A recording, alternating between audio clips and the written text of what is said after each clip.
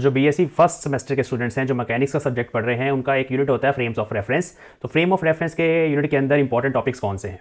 एक तो वो सारे लॉज और सारी क्वांटिटीज जो गैलीलियन इन्वेरिएंस हैं उनका प्रूफ चाहिए, ये एग्जाम में डायरेक्टली पूछा जाता है। उसके बाद नॉन इंडस्ट्रियल फ्रेम्स जब रोटेशन के अंदर आते हैं तो कौन कौन सी फिक्टिशियस फोर्सेज वहाँ पर जनरेट होती हैं, जिसमें आप कोरियोलिस फोर्स, सेंट्रीफ्यूगल फोर्स और ट्रांसवर्स फोर्स का एक्सप्रेशन ड्राइव करते हो नॉन इंडस्ट्रियल फ्रेम के अंदर, ये वाला टॉपिक इंपॉर्टेंट है। उसके बाद इफेक्ट्स ऑफ कोरियोलिस फोर्स, वो दो उसके केसेस बनते हैं। एक है फ्रीली फॉलिंग पार्टिकल के लिए कोरियोलिस फोर्स का इफेक्ट बताओ, उसमें पार्टिकल अपने पास से डिवेट हो जाता है, और दूसरा है कि जो पार्टिकल सरफेस ऑफ अर्थ पे मूव कर रहा है, जो जैसे मिसाइल है या कोई कार है, वो नॉर्दर्न हेमिस्फीयर में है तो राइट हैंड साइड मुड़ जाती है, तो वो जो कोरियोलिस फोर्स के इफेक्ट हैं for freely falling particle and for the particle moving on surface of earth, ये वाला टॉपिक इंपॉर्टेंट है। और लास्ट में जो टॉपिक इंपॉर्टेंट है वो है फोकाल्ट्स पेंडुलम। तो फोकाल्ट्स पेंडुलम का जो टॉपिक है वो बड़ा है, उसमें टाइम पीरियड निकाला जाता है, उसके बाद प्रूव किया जाता है कि 24 घंटे के अंदर इस फोकाल्ट पेंडुलम का जो प्लेन है वो रोटेट हो जाता है, अपनी पुरानी स्टेट में वापस आ जाता है। सो ये सारे टॉपिक्स इस यूनिट के अंदर बहुत ज़्यादा इंपॉर्टेंट है और आप इनको करके जाइए, इसमें से कोई भी टॉपिक छोड़ के मत जाना एग्जाम में। Thanks for watching.